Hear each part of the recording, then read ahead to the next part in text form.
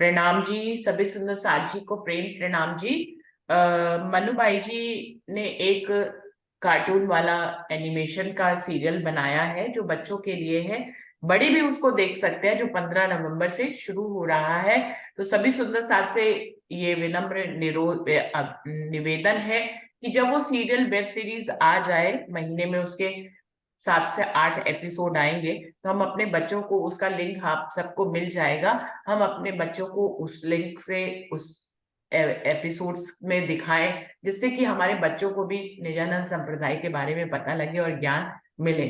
तो वो 15 नवंबर से शुरू होगा और उसको हम सभी सुंदर साथ ध्यान से देखेंगे। रंजना, आप शुरू करें। जी प्रणाम जी। वंदो सतगुरु चरण को, करो सो प्रेम प्रणाम। अशुभ हरन मंगल करन, धन श्री देव चंद्र जी नाम। श्री प्राणीनाथ निज मूलपति, श्री मेहराज सुनाम। तेज कुंवरी श्यामा युगल को, पल पल करूं प्रणाम। पिया जी को पल पल करूं प्रणाम। श्री प्राणनाथ प्यारे की जय, श्री सतगुरु महाराज जी की जय, श्री राम रतन महाराज जी की जय। सुंदर साथ जी, आप सबके श्री चरणों में मेरा कोटि कोटि प्रेम है। हम इस प्रसंग पे थे कि एडू पटेल के गांव में महाराज जी उनके आपस में समझौता करा के महाराज जी और रामानंद जी वहां से चल दिए थे। वहां से चले भी कैसे थे कि एक गांव के लोग दूसरे गांव वालों को दे देते थे महाराज जी को, और दूसरे गांव के लोग उनको थोड़े दिन रख के तीसरे गांव वालों को दे दिया करते थे। इस तरह से महाराज जी कहते हैं कि मैं थक गया था, तो एक दिन मैंने सबसे माफी मांगी कि अब मैं अकेले यात्रा करना चाहती हूँ। जब वो अकेले यात्रा करने की बात आई तो रामानंद जी और महाराज जी ही रह गए। तो महाराज रामानंद जी महाराज जी से पूछते हैं कि अब कहाँ चलना है। तो महाराज जी कहते हैं हमें क्या पता है, जहाँ तुम ले जाओगे हम वहीं चल लेंगे। हमें अब जिसकी आंखें बंद रहती है उसे क्या पता रास्ते का क्या होता है। तो रामानंद जी उन्हें कलकत्ता जाने के लिए बोलते हैं। पेज नंबर चल रहा है 163। क्या कहते हैं, आंख मीचे रहने से हरदम दिखता भी थोड़ा ही है, और कोई और मार्ग ही बताता हुआ हमें तो चलना है। महाराज जी कहते हैं रामानंद जी से कि हम हर वक्त तो अपनी आंखें मीचे रहते हैं, हमें क्या रास्ते का ज्ञान है। कोई जहाँ कहता है हम उसी रास्ते पे चल पड़ते हैं। रामानंद सोच कर बोला, चलो चले कलकत्ते को, एक सेठ ने कलकत्ते में बुलवाया भी है। तो रामानंद जी कहते हैं चलो अपने कलकत्ता चलते हैं, वहां पे जो सेठ जी हैं उन्होंने हमें कई बार बुलवाया। हमने झट से स्वीकृति दे दी, यात्रा का आरंभ हुआ। पाँव में यादें कलकत्ते की, जानिब रामा नंदू। कहते कि मैंने झट से स्वीकृति दी, मैंने कहा हाँ ठीक है चलो कलकत्ता ही चलते हैं। और कहते हैं कि यात्रा का आरंभ हुआ और रामानंद जी ने अपने पाँव कलकत्ते की तरफ बढ़ा दिए। हमें भी हम भी पीछे पीछे हो लिए, चले कई दिन इसी प्रकार, कई रोज यात्रा करके मुड़वाड़े पहुंचे आखिरकार। कहते हैं कि हम भी उनके पीछे पीछे हो लिए, जब रामानंद आगे आगे हम पीछे पीछे। कई दिन तक यात्रा चलती रही। कई दिन की यात्रा के बाद कहते हैं कि हम कहाँ पहुंचे, मुड़वाड़। पर वह जगह ठीक सी नहीं थी। खेड़ी साई खेड़ी जा पहुंचे, जहाँ 300 वर्ष आयु के एक महात्मा रहते थे। सुंदर साथ जी, यहाँ से प्रसंग शुरू हुआ। कहते हैं कि मुड़वा पहुंचे तो वहां हमें कुछ रहने की और कोई जगह में वहां नहीं रही थी। तो कहते हैं कि हम कहाँ पहुंचे, साई खेड़ी पहुंचे। वहां पे एक महात्मा थे, उनकी आयु कितनी थी, 300 वर्ष की थी। उनकी आयु 300 वर्ष की थी। नाम केशवानंद था उनका, परमहंस करके विख्यात, नगन रहा करते शरीर से, ऐसा था उनका अभ्यास। कहते हैं नाम केशवानंद था उनका, परमहंस के नाम से वो विख्यात थे, नगन रहा करते थे शरीर से, ऐसा उनका अभ्यास था। कि उन्हें ना गर्मी लगती थी ना उन्हें सर्दी लगती थी। वो हमेशा एक ही अवस्था में रहते थे, नग्न। श्वेत पलक पड़ गए आंखों के, बोली समझ न आती थी, पर दर्शन को जनता उनके बड़े भाव से जाती। सुंदर साथ जी उनकी शारीरिक परिस्थिति का वर्णन कर रहे हैं महाराज जी कि 300 वर्ष के थे, श्वेत उनकी आंखें भी जैसे पलके भी उनकी श्वेत हो गई हूँ, इस तरह से महाराज जी कह रहे हैं कि बोलते थे तो उनकी बोली भी समझ में नहीं आती, तो इशारे में कुछ कह देते होंगे, अगर वो बोलते भी थे तो कोई समझ नहीं पाता था। कहते हैं उसके बावजूद भी लोग उनके दर्शन के लिए जाया, इस तरह की उनकी महिमा थी। बूढ़ा हो कितना भी सबको लोड़ा कहते थे, बंदर सा मुंह बन जाता जब वे बोला करते थे। क्या कितना भी कोई बूढ़ा व्यक्ति आ जाए, कितना भी कोई जवान व्यक्ति आ जाए, जैसे जवान को लोंडा कहते हैं तो वो सबको लोंडा ही कहते थे। इस तरह से मुझे लगता है एक बिंदी मिसिंग होगी होगी, लेकिन लोंडा शब्द मतलब लोंडा किसको कहा जाता है, जो जवान बच्चे होते हैं ना लड़के, उनको कहा जाता है यूपी की भाषा में। तो कहते हैं कि सबको लोंडा ही कहते थे, चाहे कोई कितना भी बूढ़ा व्यक्ति आ जाए, वैसे जवान को कहते हैं। तो वो क्या कहते हैं कि जब वो बोलते थे ना तो उनका बंदर सा मुंह बन जाता था, क्योंकि बोला उनसे जाता नहीं था, और वो आधा टेढ़ा मुंह सा उनका ऐसा लगता था जैसे बंदर सा मुंह बन जाता हो। खड़की खलड़ी लटक रही थी चुड़कर, बैठे रहते अंधलेटे उन्हें, एक मिनट, स्वयं नहीं उठ सकते थे वे, और उठाते तब उठते। उनकी चमड़ी जो थी वो लटक गई थी, जैसे बुढ़ापे में लटक जाती है। और कहते हैं कि वो स्वयं उठ के भी नहीं बैठ सकते थे, उन्हें कोई उठा के बिठाता था तो वो बैठते थे। उन्हीं दिनों एक बड़े आदमी की लड़की उसी ठोर, तभी विलायत से आई थी मेमो के डंगडोर। महाराज जी कहते हैं कि एक प्रसंग हुआ कि उन्हीं दिनों एक विलायत से एक लड़की आई हुई थी, किसी ऑफिसर की लड़की थी, और उसके क्या कहते हैं मेमो जैसे डोलते विलायत से वो आई हुई थी। परमहंस ने देखा जब उस लड़की को खड़े हुए, दे संकेत हाथ का, यहाँ आओ, यह कहा उसे। वो जो लड़की थी मेम बनी हुई थी, वेस्टर्न कपड़े पहने हुए थे उसने, वो उनके परमहंस जी के दर्शन करने आई थी। तो परमहंस जी ने उनको इशारे से अपने पास बुलाया और अपने पास बिठाया। बैठी जब तक निकट आनकर लगे फेरने सर पर हाथ, उसने उसके बाद बाहों और मुंह पर जैसे कर रहे हो कुछ क्या। जैसे ही वो लड़की उनके पास बैठी तो उन परमहंस ने उस लड़की के सर पर हाथ फेरा। जब फिर उनके सर पे हाथ फेरा, फिर उसके मुख पे हाथ फेरा, फिर उसकी बाहों पे हाथ फेरा। अर्ध नंग से फैशन में भी जगह जगह पोहट लाली, देख रहे थे मेकअप उसका कितनी है फैशन वाली। कहते हैं कि अर्धनग्न सी थी वो, ऐसा उसने फैशन कर रखा था, जैसे फैशन में कहते हैं ना कि वेस्टर्न कपड़ों में छोटे छोटे कपड़े, इस तरह की उसने ऐसा वस्त्र धारण कर रखे थे।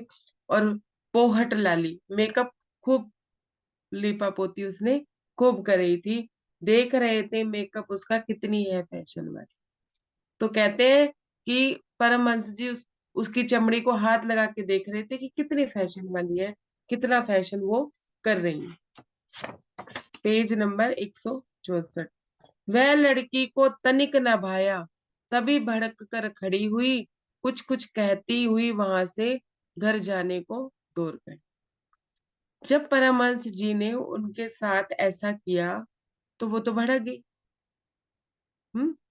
और कुछ कुछ बोलती हुई वहां से चली गई।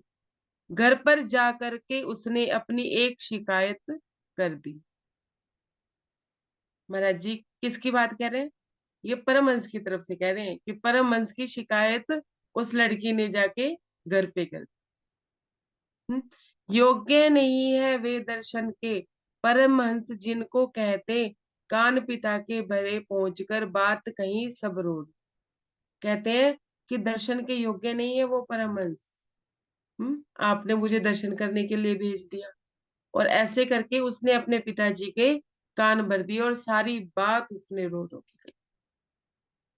सुंदर साथ जी, यही थोड़ा सा बात उन मैं बता देती हूँ तो आगे प्रसंग अच्छा रहेगा।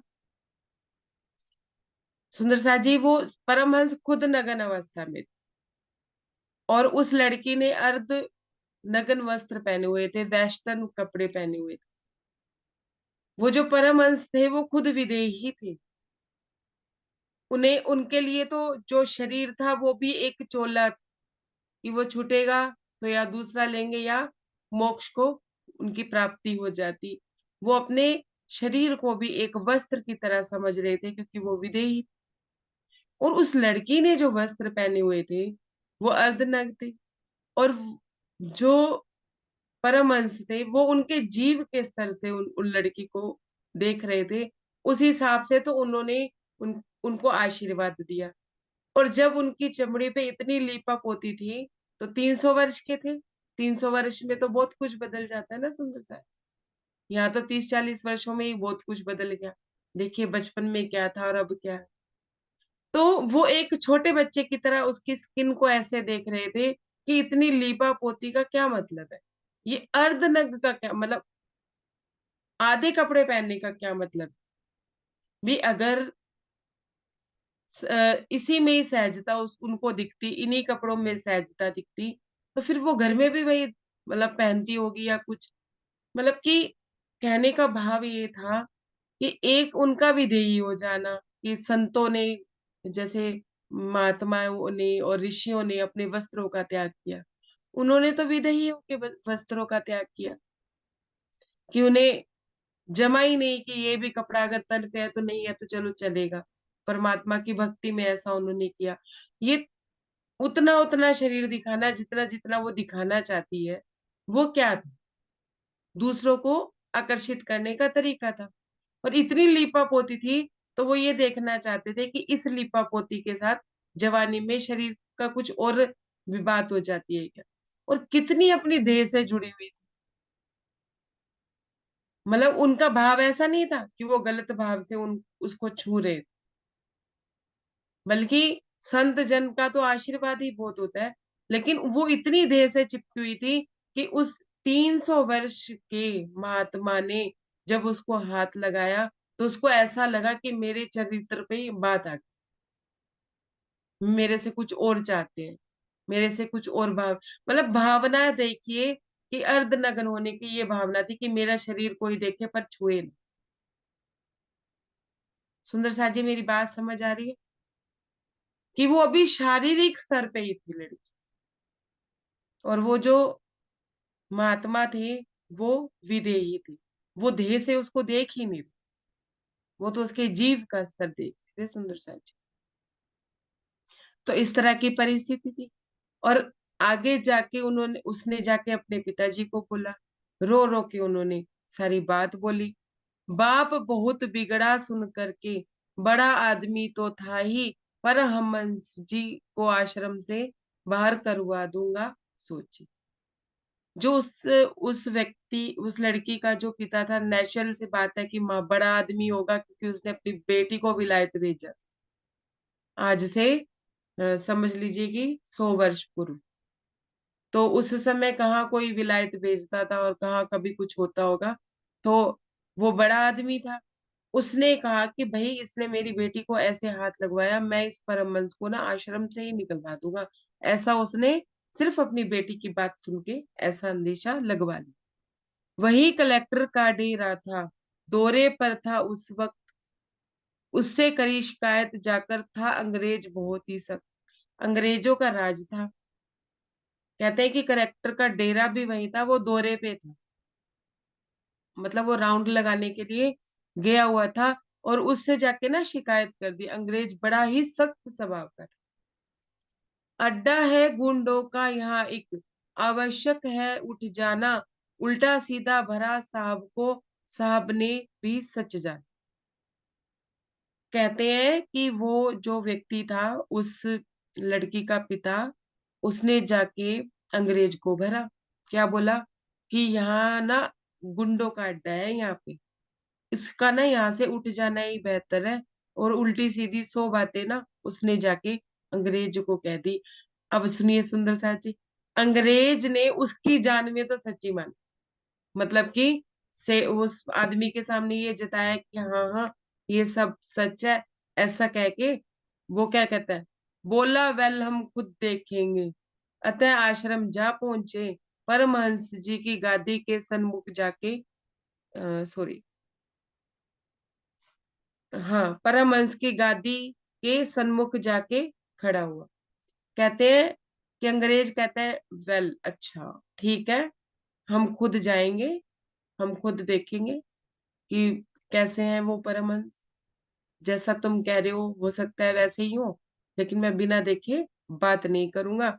ऐसा सोच के वो भी परमहंस की गादी पे जाके के पास जाके खड़े हो, उनके सिराने पे जाके खड़े हो। सुंदर साथ जी, अंग्रेजों में ना एक खासियत होती है, जैसे यहाँ भी है, जैसे इंडिया में भी आते हैं, वो जल्दी से किसी पे भरोसा नहीं करते हैं। हम लोग तो ना, वैसे एक छोटा सा वैसी बात बता रही हूँ इसी में ही, कि मैंने ये बात बचपन में, मतलब बहुत टाइम पहले, बचपन भी नहीं कह सकते, समझदार जैसी थे तब गौर करी थी, कि जहाँ भीड़ होती है ना, अगर कोई खाने की चीज भी जैसे मिल रही है तो सब कहते हैं इसकी वैरायटी बहुत अच्छी है, ये है, अपने खाने के लिए खड़े हो जाते हैं। वो लोग पहले 100 सवाल पूछते हैं, मैंने उनको देखा कि वो नहीं खा रहे हैं, पहले पूछ रहे हैं ये इसमें क्या है कैसा है, मतलब हर चीज की इंक्वायरी वो खुद करते हैं। ऐसे ही अंग्रेज था कि इसने कहा हाँ ठीक है तुम कह रहे होगे, लेकिन मैं खुद जाके देखूंगा। ऐसे जाके वो उनके सन्मुख खड़े हो गए। एक मिनट, मेरा कहाँ खो गया, मिस हो गया। हाँ जी, वर्ष 300 के मानव पर पहली नजरे पहली बार पड़ी, था सेठ था उनकी, उनसे भी दृष्टि उन पर डाली गाड़ी। कहते हैं कि जब वो अंग्रेज उस परमहंस के सामने गया, तो उसने पहली बार 300 वर्ष का व्यक्ति देखा था। तो उसकी नजरें एकदम से, मतलब अंग्रेज की नजरें परमहंस से हट ही नहीं रही थी। उधर से जो सेठ था ना, जो गया था, वो जो लड़की का पिता था, उसकी भी नजरें परमहंस पे डली हुई थी, क्योंकि उसने भी पहली बार देखा। उसकी बेटी ने सिर्फ वर्णन किया था। ना पर नाम ना बंधन कोई, देख रहा था खड़ा खड़ा, जो सर पर टोपता साहब के परमहंस ने मांगे। ना सेठ ने कोई प्रणाम करी, ना अंग्रेज ने कोई प्रणाम करी, ना कोई वंदन, बस वहां खड़े रहे। और परमहंस ने इशारे से वो जो अंग्रेज था उसका टोप मांगे। तो उन्होंने, अंग्रेज जो टोपी पहन के रखते हैं ना, वो वाला टोप उन्होंने ले लिया। दिया साहब ने खुद उतार कर, परमहंस जी ने लेकर मूत दिया उनकी उसकी टोपी में, अपनी टांगों में देकर। और वो जो अंग्रेज था उन्होंने खुद ही दिया उनको, परमहंस जी को अपना टोप उतार के खुद ही दिया। और परम हंस जी ने क्या किया कि उन्होंने वो टोप अपनी टांगों में लिया और उस टोपी के अंदर मूत दिया। सुनते जाना ध्यान से। मूत मात कर दिया हाथ में, एक के लो सिर पर रखो, बड़े चकित से लोग सभी ही लग कर उनकी करतूतों को। मूत मात के एक के हाथ में दे दिया कि जाओ इनके सर पे रख दो। उनकी करतूतों को देख के लोग चकित हो रहे थे कि ये कर क्या रहे हैं, मतलब बिना कुछ बोले बिना कुछ किए इन्होंने ऐसी हरकत कर दी। ती तौहीन एक अफसर की, वह भी एक कलेक्टर की, जो छोटे अफसर के संग में सबकी त्योरी बदली। अब वो जो सेठ था और बाकी के लोग थे, सेठ तो हंसने लगा कि वो तो यही चाहता था कि इनकी गुंडागर्दी देखे। और जो जो उनके साथ आए थे वो भी हैरान थे उनकी करतूतों को देख के, कि वो जो छोटे छोटे अफसर थे उनके भी ना सबकी भौहें तन गई। बड़ा अफसर था कलेक्टर, कि उसकी टोपी मांगी और उसी में ही उन्होंने ये हरकत, मुंह वाली हरकत कर दी। और फिर क्या कह रहे हैं कि इन्हीं के सर पे जाके वापिस रख दो। तो छोटे छोटे जो उनके सिपाही थे उनकी तो भौहें तन गई, त्योरियां चढ़ गई कि ऐसे कैसे हो सकता है। कि ये वाली टोपी वापस उनके सर पे रखते। हाल सेठ का तो मत पूछो मत, दिखे उनको मन चीते, बोला जिलाधीश से देखो हम तुमसे जो कहते थे। पूछो मत, सेठ जी तो कितने खुश थे अंदर ही अंदर। क्या देखा, देखो उनका तो मन में चीत, मतलब जैसे चीते की तरह बस वो झपट पड़ने को तैयार थे, किसके ऊपर, परमहंस के ऊपर। तो वैसे झपटना भी क्या होता है, मतलब बातों से झपटना भी झपटना ही होता है सुंदर सा जी। वो जिलाधीश से क्या बोले, कलेक्टर से क्या बोले, देखो तुम ही देखो इनकी हरकत कैसी। उनको तो ये लग रहा था परमहंस ने ऐसी हरकत कर दी, मेरा तो मुद्दा ही सही हो गया, मैं वैली गुंडा कह रहा था और उन्होंने गुंडागर्दी कर दी। इस तरह की बात वो कलेक्टर को कह के बरका दिया, देखो हम जो कहते थे ना वो सच था, ये अपनी गुंडागर्दी करते हैं यहाँ बैठ के, ये कोई परमहंस वरमहंस नहीं है। इस तरह से दो चार बातें उन्होंने सुना दी होगी उनको। 160, पेज नंबर 165। अपनी आंखें देख लिया खुद, इनके डंडे लगा देना, अभी भगाओ इस आश्रम से, यहाँ नहीं रहने देना। अब सब बातें कहने के बाद फिर ये भी कहा कि अपनी आंखों से देख लिया अब आपने, मैंने तो जो आपको बताया वो बता ही दिया था। अब आप अपनी आंखों से देखिए कि इनकी हरकतें क्या है। देखो क्या हरकत किया, अब इनके डंडे लगाना और इनको यहाँ से भगा देना, यहाँ रहने नहीं देना, नहीं तो फिर ये ऐसी हरकतें कर। टोप में हाथ में था जिसके, अब गया कलेक्टर वे पास, और हाथ ही बड़े अदब से दिया साहब के सर पर। वो जो टोप परमहंस जी ने अपने ही किसी बंदे के हाथ में दिया था, वो तो बातें ही करते रह गए, और वो जो व्यक्ति था जिसके हाथ में टोप था, उसने जाके कलेक्टर के सर पे वो टोप रख दिया। सुनते जाइएगा। और साथ ही बड़े अदब से किया साहब के सर पर हाथ, फूल चमेली झड़े टोप से, ठीक कलेक्टर के सर पर महक उठी एक साथ, गंधवा वातावरण हो गया। जैसे ही उस व्यक्ति ने वो टोप कलेक्टर के सिर पे रखा, तो सबको तो ये लगा होगा कि अब मूत्र निकलेगा, लेकिन क्या निकला, चमेली के फूल निकले सुंदर से।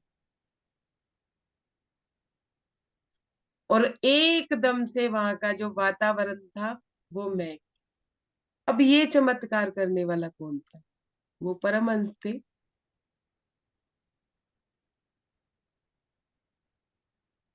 महाराज जी थे ना साथ में, ना, बड़े भाई। महाराज जी नहीं थे भाई। संतों के ऊपर जिसका, संत जिसकी, मतलब जिसका वो ध्यान करते हैं, जिसका वो मनन करते हैं, तो करने वाला तो वो होता है जो उनके सर पर खड़ा हो, जो हर समय उनके एक पैर में उनके सर पे विराजमान होता है। महाराज जी के ऊपर कृपा किसकी होती थी, सतगुरु की। वो होती भले उनके उनके बल से ही होती थी, लेकिन वो अपने सतगुरु की कृपा को मानते थे। तो उन परमहंस के ऊपर भी कृपा किनकी थी, उनके ऊपर जो उनके सदगुरु थे या उनके जो परमात्मा थे, उनकी कृपा से ये सब होता, कि उनके ऊपर आंच भी नहीं आती। अब समझ आए। और हमारे जीवन में भी चमत्कार होते हैं, तो किसके दम पे होते हैं, हमारे दम पे थोड़ी ना होते हैं, हमें तो पता भी नहीं होता कि ये चमत्कार होने वाला है। करने वाले हमारे सतगुरु महाराज होते हैं, हमारे बड़े महाराज जी होते हैं, हमारे राज जी होते हैं। हमें कुछ नहीं पता होता, होता है अपने अपने जीवन में देखिए, ऐसे ऐसे मैंने चमत्कार हो जाते कि जिसका अंदेशा भी नहीं होता। हाँ प्रभा बोलो, कुछ कहना चाहती हो तो। जैसे कि हमारी इच्छा से कुछ नहीं होता, तब तक राज्य का हुक्म नहीं होता है, तब तक कुछ नहीं होता है। इच्छा की बात नहीं हो रही है इसमें कि हमारी इच्छा से नहीं होता है, कि उनका विश्वास कितना था ये देखो आप, कि उन्होंने मूत्र किया और वो टोप दे दिया। उन्हें रत्ती भर भी संशय नहीं था अपने सदगुरु पे या अपने परमात्मा पे कि वो मूत्र ही निकलेगा। उनको पता था कि वो अगर मुझसे ये करवा रहे हैं तो कोई कारण होगा। मतलब उनका जीवन इतना सहज था, इतना सरल था, कि वो जो होता था, वो जो उनके हृदय में आता था वो कर दिया करते। नहीं समझ आई बात? नहीं समझ आई ना प्रभा? सहजता और सरलता से वो चला करते थे।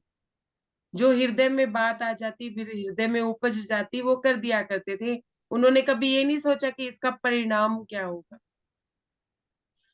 क्यों? क्योंकि वो सहज और सरल थे, और वो समर्पित थे अपने परमात्मा के प्रति, अपने सतगुरु के, जो भी उनके सदगुरु रहे होंगे उनके प्रति वो इतने समर्पित थे कि कभी उन्हें मुंह की खानी नहीं पड़ी। और उन्होंने, वो विदेही थे, उनका ध्यान हमेशा अपने सतगुरु चरणों में रहता था।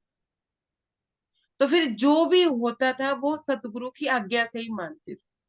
तो फिर वो चमत्कार करने वाले कौन थे? वो उनके सतगुरु थे, या उनका परमात्मा। अब समझ आई? हमें तो ईमान नहीं है ना।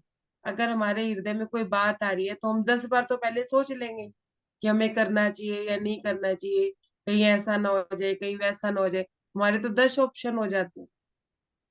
हृदय में कोई तारीफता आ रही है, हृदय में कोई बात उठ के जबरदस्त तरीके से उठ के आ रही है, तो वो सतगुरु का ही आदेश होता है। लेकिन हम पता है क्या करते हैं?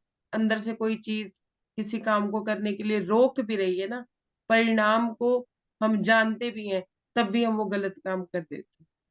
हमारी इतनी अपनी, अभी हमारी मैं इसलिए चलती है। हमारा होना ही, हमारी मैं का होना ही हमारे राज्य से हमें मिलने नहीं देता है, क्योंकि हम अपनी मैं को प्रकट कर लेते हैं। उनकी तो मैं ही नहीं, उनका तो शरीर भी शरीर नहीं समझ रहे थे, वो शरीर को भी मैं नहीं समझ रहे थे, वो विदेही। अब समझ आ गई?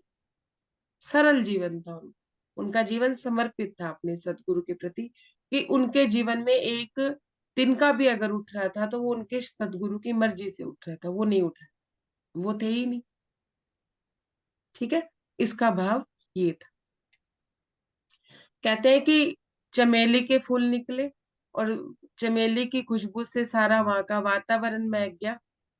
और क्या कहते हैं? मानो स्वागत किया हो साहब का, दांत तले आई उंगली, दृश्य जिसे भी मिला दर्श का, वाह वाह मुंह से निकली। मानो, मानो कि उस परमहंस ने उन कलेक्टर साहब का क्या किया? स्वागत किया फूलों से। टॉप पे से फूल निकले, फूलों से उनका स्वागत हो गया। भी कोई बड़ा आदमी आता है तो स्वागत होता है। और जिस जिसने भी इस घटना का दर्शन किया, उन्होंने अपने दांतों तले उंगली दबा ली। कोई साधारण चीज तो उन्होंने टॉप में डाली नहीं थी। अपना मूत्र डाला था। तो संतों में इतनी पावर होती है, सुंदर सा, जो विदेही हो। अब क्या कहते हैं? जीवित मरा सेठ तो जैसे, देखा साहब ने उसको, डांट सेठ को पड़ी, फिर तो उन इनको गुंडा कहते हो। और वो जो सेठ था, वो जो मन ही मन सोच रहा था अब तो कलेक्टर इनको डंडा मारेगा, कितनी उम्मीदें लगा के बैठा था ना, कितनी उपेक्षाएं थी, वो उपेक्षाएं पूरी नहीं हुई।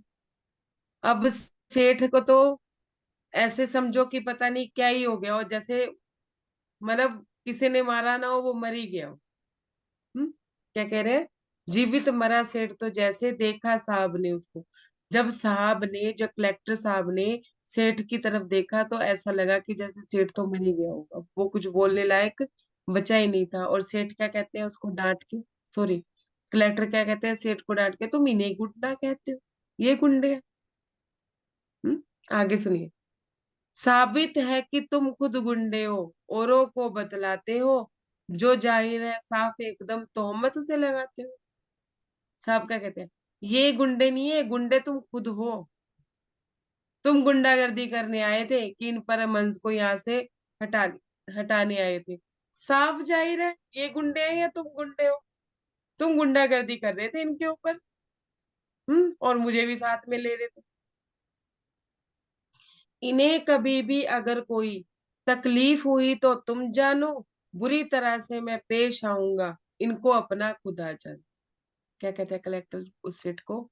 कि अगर तुमने इनके साथ कोई बदतमीजी की या कोई तकलीफ इनको देने की भी सोची, भी कहीं मैं नहीं कर रहा तो तुम किसी और से इनके साथ गुंडागर्दी करवा दो, अगर तुमने ऐसा कुछ भी किया ना, तो मैं तुमसे बहुत सख्ती से पेश आऊंगा, और तुम इसे अपने खुदा ही जानो, खुदा ही है ये।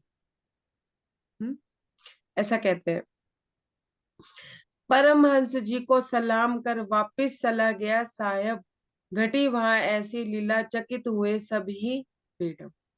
परमहंस को सलाम करके वो जो साहब थे, वो जो कलेक्टर साहब अंग्रेज थे, वो वहां से चले गए।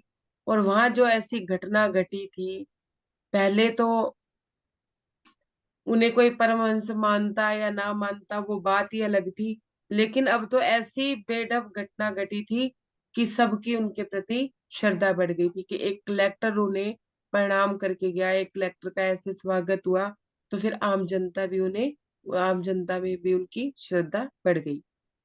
आम जनता की श्रद्धा परमहंस जी में बढ़ गई।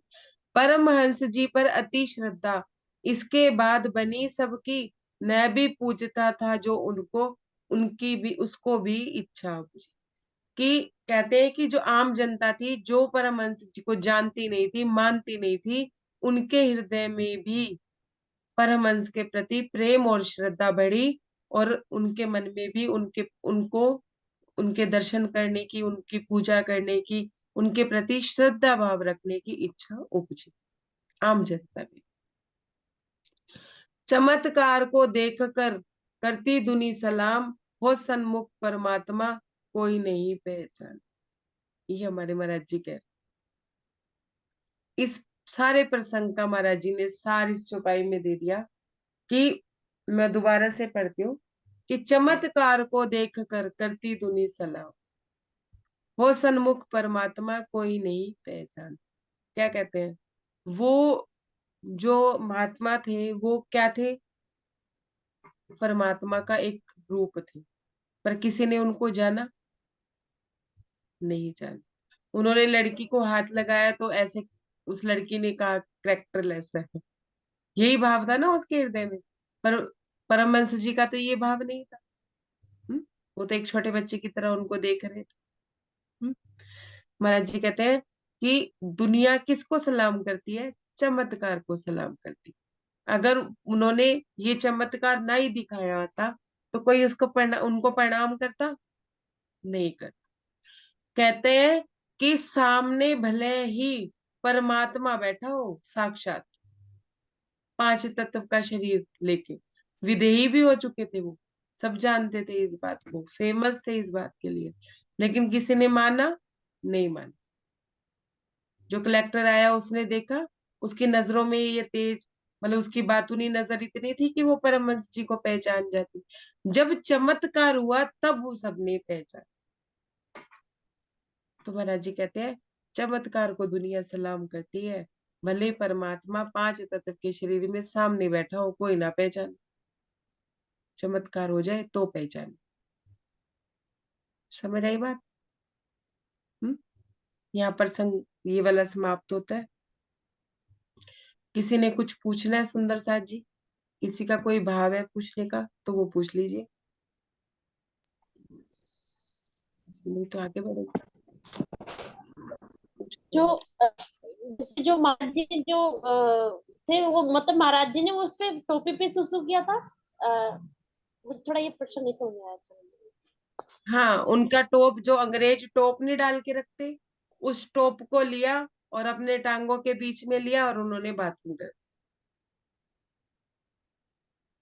फिर वही टोप उन्होंने अपने ही किसी एक बंदे से कहा, जाके मतलब एक व्यक्ति से कहा कि जाके इनके सर पे डाल दो। तो उनके साथ जो ऑफिसर थे छोटे छोटे, उनकी मतलब भौहें तन गई, मतलब वो गुस्से में आ गई कि ये वाला टोप वापस साहब के सर पे डाल देंगे।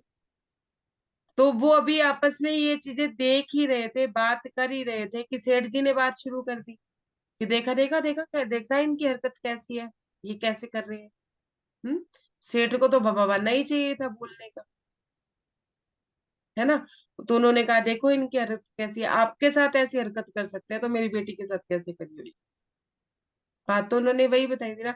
इतने वो अपनी बातों में मस्त थे, इतने में जाके जो परमहंस जी का व्यक्ति था, उसने जाके उनके सर पे टोप रखा। जैसे ही टोप रखा तो चमेली के फूल उसमें से झड़े और सारा वातावरण शुद्ध हो गया।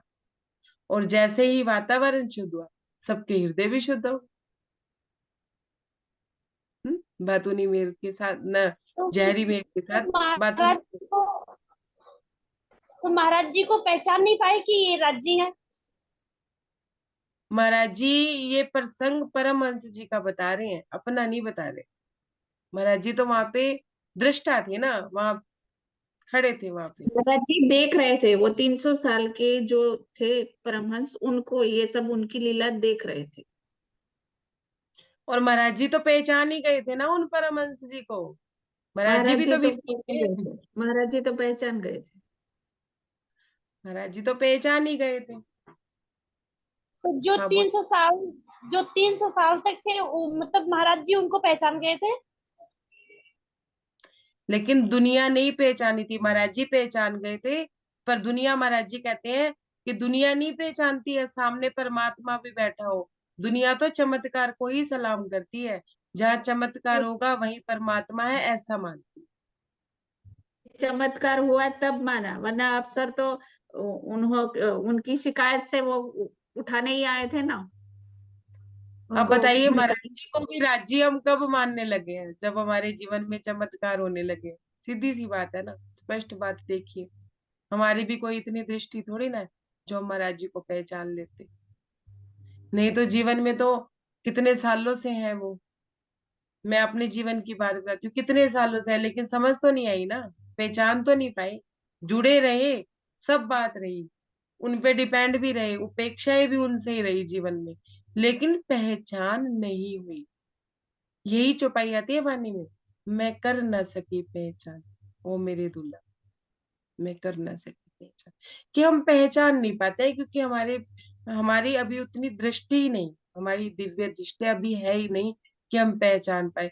हम चमत्कार को सलाम करते हैं, यही महाराज जी यहाँ बता रहे हैं। ये हमारे लिए है, और वो महाराज जी उन सब जो लोग वहां पे थे उनके लिए कह रहे हैं। अब आम जनता भी उनके ऊपर उमड़ पड़ी, उनका भी श्रद्धा प्रेम भाव उमड़ पड़ा। क्यों? परमहंस तो पहले भी थे वहां पे, लेकिन चमत्कार को सलाम करते हैं। ऐसा महाराज जी कह रहे हैं कि सामने परमात्मा भी बैठा हो तो भी नहीं पूछते। ठीक है। प्रणाम सुंदर साथ जी। प्रणाम जी। प्रणाम जी, समय समाप्त हो गया। प्रणाम जी। प्रणाम जी। प्रणाम जी। प्रणाम जी। प्रणाम जी।